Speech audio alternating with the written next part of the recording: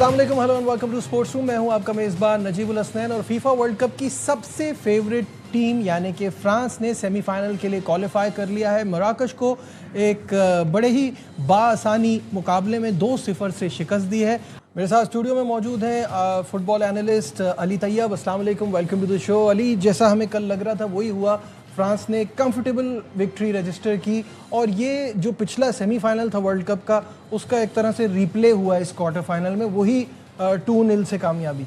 ये हमने ये प्रेडिक्ट किया था कि शायद 2-0 हो। मतलब France still remains the team to beat obviously, और क्लोज गेम होना चाहिए था, थोड़ा सा केजी होता अगर वो होता, लेकिन ज़ाहिर है फ्रांस की क्वालिटी शोन। और मैं यही कहूँ कि Mbappe what a star he is. आपने जैसे कि देखा उसकी, मतलब अगर आप उनकी एम्बापे की बात करें ना, तो मतलब ही इज, मतलब वर्ल्ड कप पे स्टेज कर रहा है बैक टू बैक, मतलब 10 गोल involvements in back to back world cup is a huge achievement.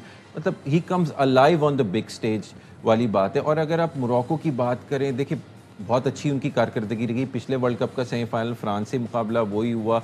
They can go with the heads held up high. मैं यही कहूँगा बोनो मेरे लिए स्टैंड आउट थे। उन्होंने जो आपने देखा कि एम्बापे को आई थिंक 26 से 28वें मिनट में पेनल्टी मिली थी। उन्होंने इस वर्ल्ड कप में including penalty shootouts 9 penalty face किए हैं और सिर्फ 2 ही उनके पास से गई हैं। ये saved 7 penalty, so that is a remarkable amazing record. हाँ, ये बहुत ज़ाहिर दुनिया मानती है, बहुत ही शानदार बोनो। तो वो ये कि, लेकिन फिर मैं बोलूँगा France remains the team to beat now और दे आर सेटिंग स्टैंडर्ड्स। और मैंने ये पहले भी कहा था कि इन टर्म्स जिस लेवल की वो फुटबॉल खेल रहे हैं, सही तो बात वो आई मीन कोई आसपास इस गेम में भी आपको नजर आ रहा है ना कि 22 attempts, 8 on target, brilliant performance. जबकि आप अगर पोजीशन देखें तो 50-50 रहा, लेकिन इतने हमले।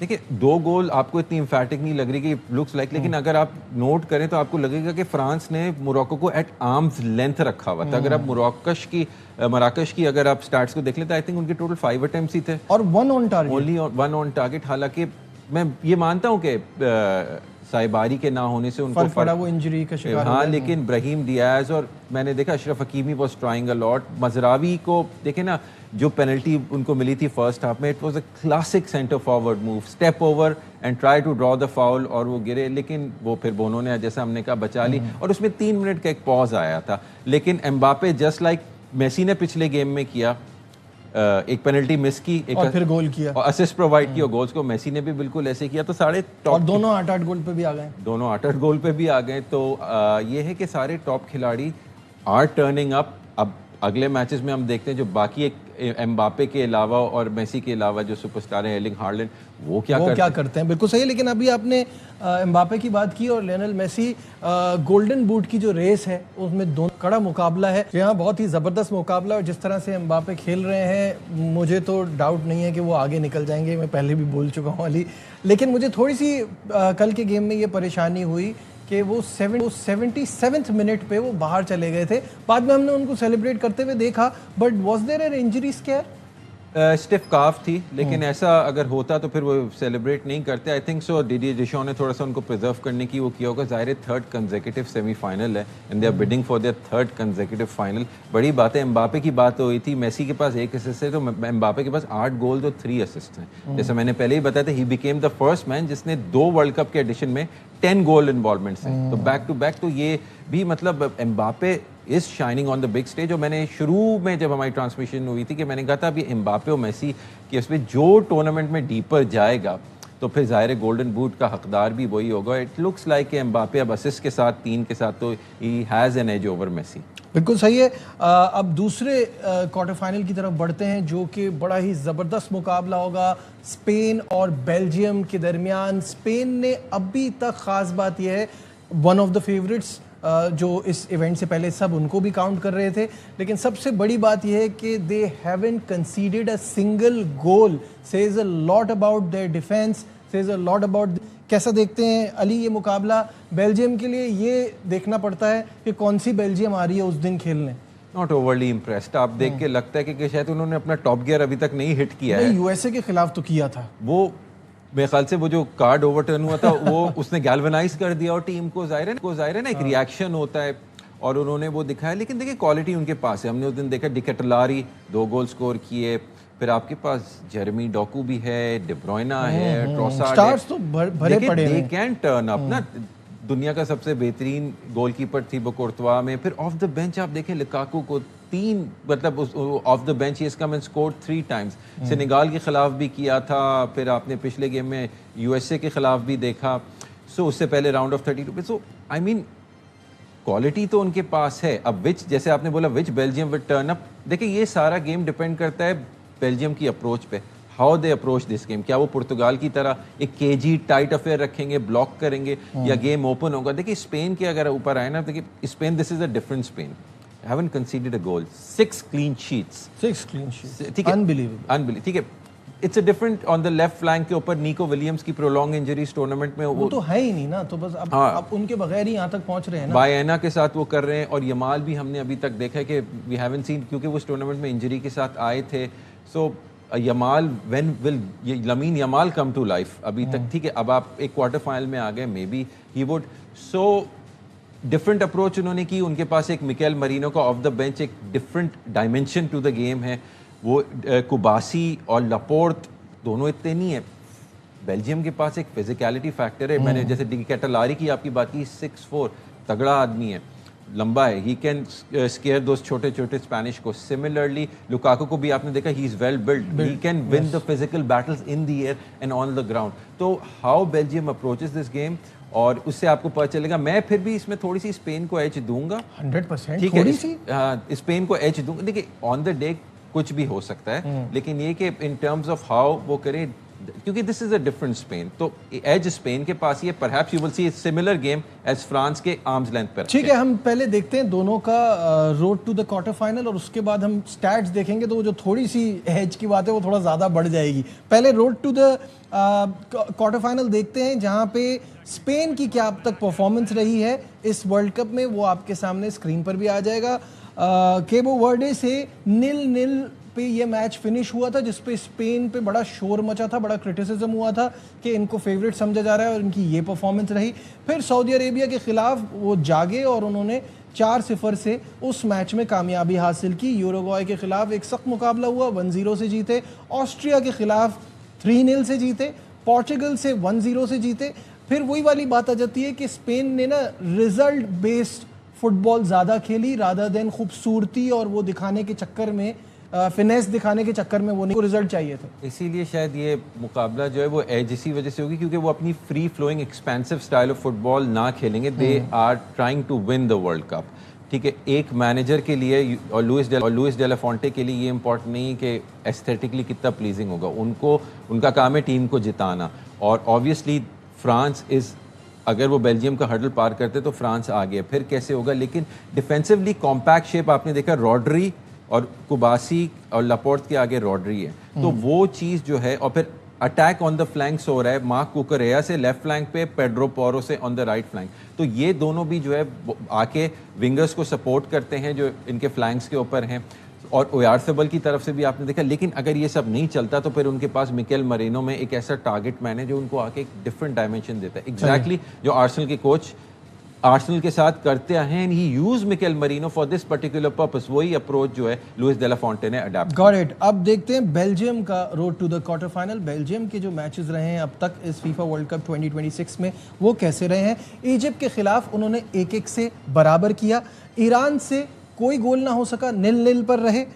اس کے بعد نیوزی لینڈ کے خلاف 5-1, سینیگال سے 3-2 اور یو ایس اے سے 4-1. تو یہ نیوزی لینڈ, سینیگال اور یو ایس اے کے خلاف ان کی پرفارمنس تھوڑی نکھری. تھوڑے انہوں نے جس سٹائل کی فٹ بال کھیلی وہ ہم کہہ رہے ہیں کہ وہ یہ تھوڑا اگریسو کھیل رہے ہیں. وہ جو آپ بات کر رہے تھے کہ یہ تھوڑا سائز وائز بھی ڈومینیٹ کرتے ہیں, کھیلتے بھی تھوڑا اگریسو ہیں اور اٹیک کرتے ہیں. دیکھیں ان کے پاس لیانڈرو ٹروسارڈ سے ایک لیفٹ فلینک سے تھریٹ ہے. یوری ٹیلمنز بہت زبردست کھلاڑی ہے, آپ نے یو ایس والے گیم میں بھی دیکھا, انہوں نے گول سکور کیے تھے.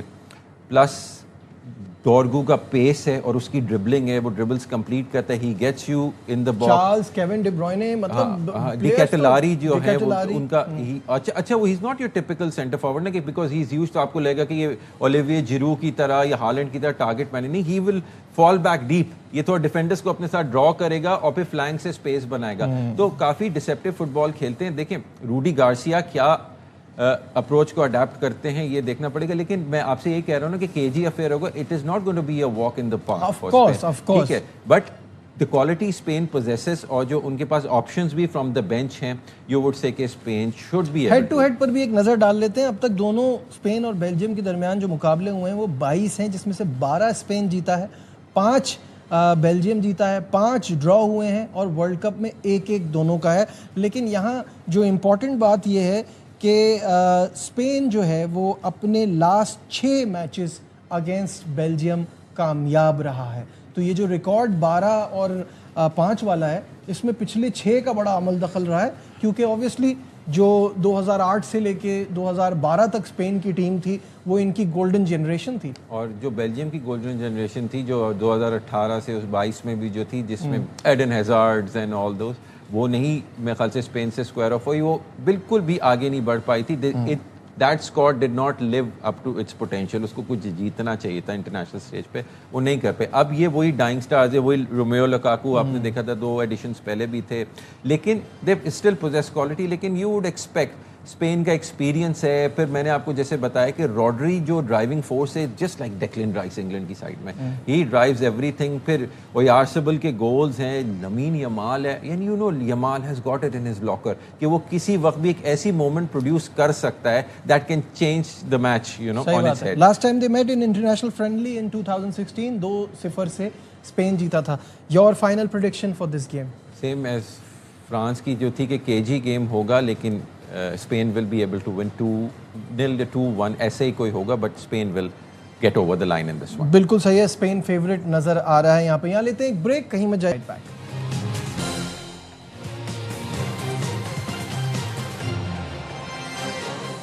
Glad to have you back once again in Sports Room. اور بریک پہ جانے سے پہلے بات ہو رہی تھی اسپین بیلجیم کے مقابلے کی. تمام سپر سٹارز جو ہیں وہ چھائے ہوئے ہیں اس ورلڈ کپ میں, اور ہمیں پہلے بھی پتا تھا کہ obviously the usual suspects, سب کو رونالڈو کا بڑا کریز ہے تو سب چاہتے تھے پورچوگل جیتے, ان کی فالوئنگ بہت زیادہ ہے.